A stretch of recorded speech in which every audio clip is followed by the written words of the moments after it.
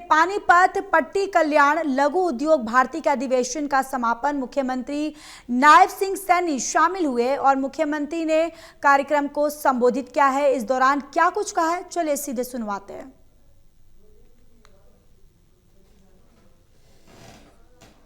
और नारायणगढ़ में भी आईएमटी के लिए जगह पहचान की जा रही है। मुझे आपके साथ ये बहुत अच्छा अनुभव महसूस हो रहा है कि मैंने आपके सुझावों पर बजट के दौरान और भी कई निर्णय दिए थे। मुझे विश्वास है कि आपके द्वारा जो सुझाव दिए गए थे उनको अमल में लाने से हम बहुत गति से औद्योगिक विकास कर पाएंगे। मुझे ये भी खुशी है कि मेक इन इंडिया और आत्मनिर्भर भारत जैसे हमारे राष्ट्रीय अभियानों की सफलता में लघु उद्योग भारती की भूमिका ये सर्वोपरि है। हरियाणा सरकार भी इन अभियानों में सक्रिय भूमिका में योगदान दे रही है। हमने हरियाणा के औद्योगिक विकास को गति देने के लिए ईज ऑफ डूइंग बिजनेस का एक इकोसिस्टम वो तैयार किया है। हमारी सरकार ने उद्योगों से जुड़ी कई लंबी समस्याओं का समाधान कर प्रदेश में औद्योगिक वातावरण का निर्माण ये किया है। इनमें उद्यमियों में भी हरियाणा सरकार के प्रति अटूट विश्वास पैदा हुआ है।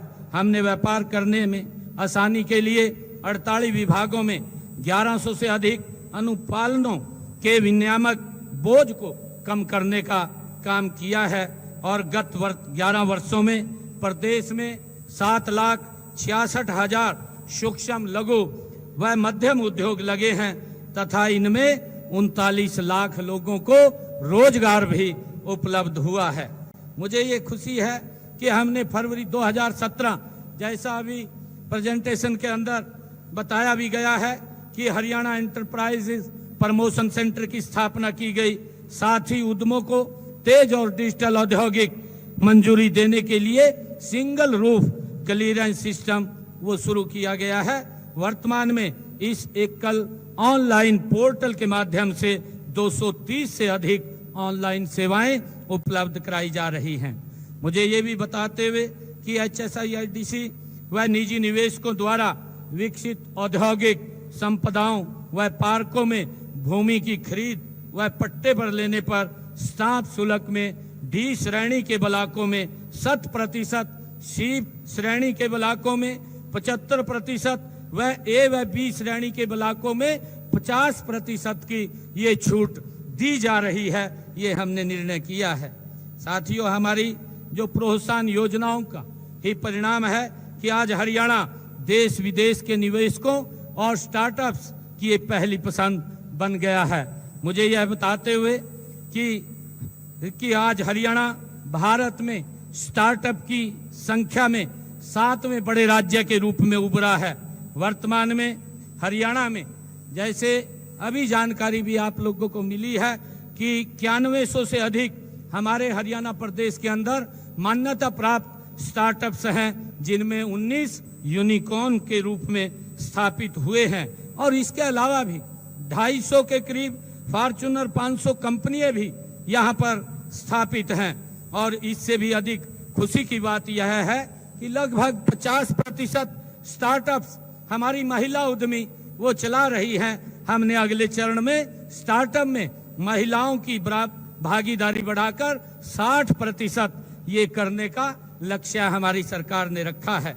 हमने हरियाणा राज्य स्टार्टअप नीति 2022 ये लागू की है।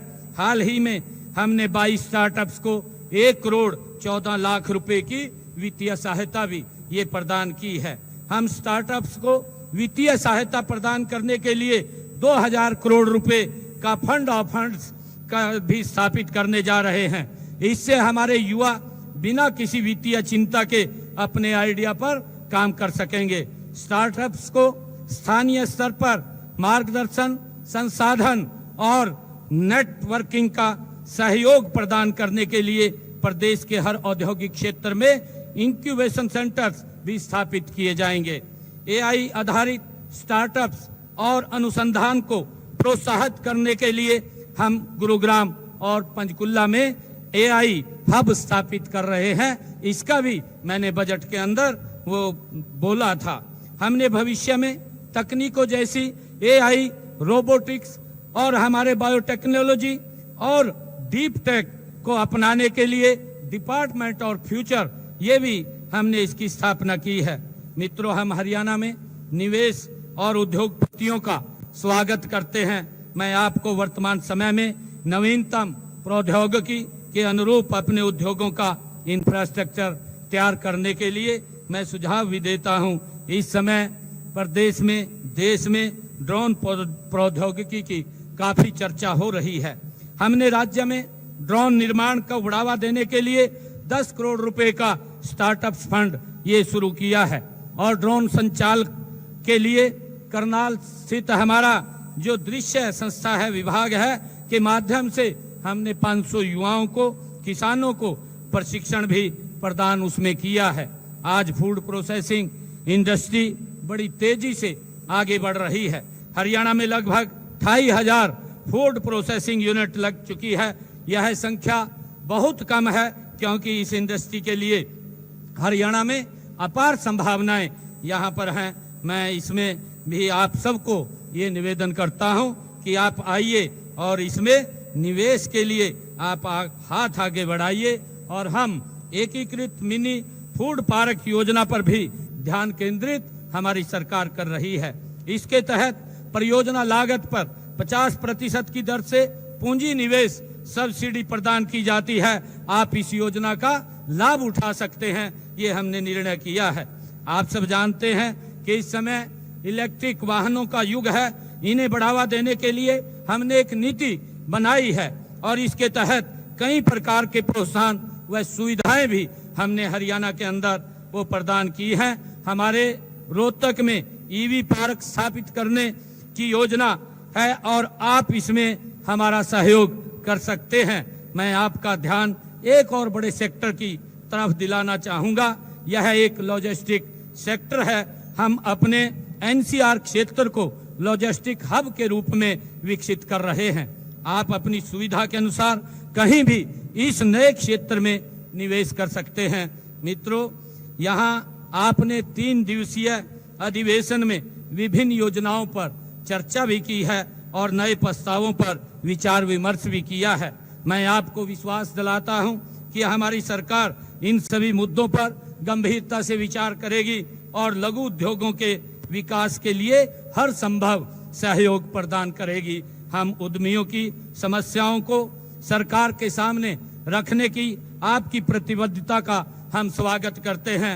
यह आपसी सहयोग है जहां सरकार और उद्योग जगत मिलकर के देश के विकास के लिए काम करते हैं। तो वो देश प्रदेश, वो आदरणीय प्रधानमंत्री जी का संकल्प है कि हमने 2047 तक इस भारत को विकसित राष्ट्र बनाना है, तो उसमें आप सबकी एक बड़ी भूमिका उसमें होगी। अंत में मैं एक बार फिर लघु उद्योग भारती के इस शानदार और सफल आयोजन के लिए मैं बधाई भी देता हूं और समालखा में इन 3 दिवसीय जो औद्योगिक अमृत मंथन से हमारे MSME सेक्टर को एक नई दिशा मिलेगी। मैं कामना करता हूं कि हमारे लघु उद्योग राष्ट्र के प्राचीन गौरव का पुनः प्राप्त कर विकसित भारत के लिए मार्ग प्रशस्त करने में ये भी समर्थ होंगे। मैं आप सबका पुनः यहाँ हरियाणा की इस पवित्र भूमि पर आने के लिए मैं आप सबका स्वागत और अभिनंदन करता हूँ। आप सबका बहुत बहुत धन्यवाद। जय हिंद, जय भारत, जय भारत।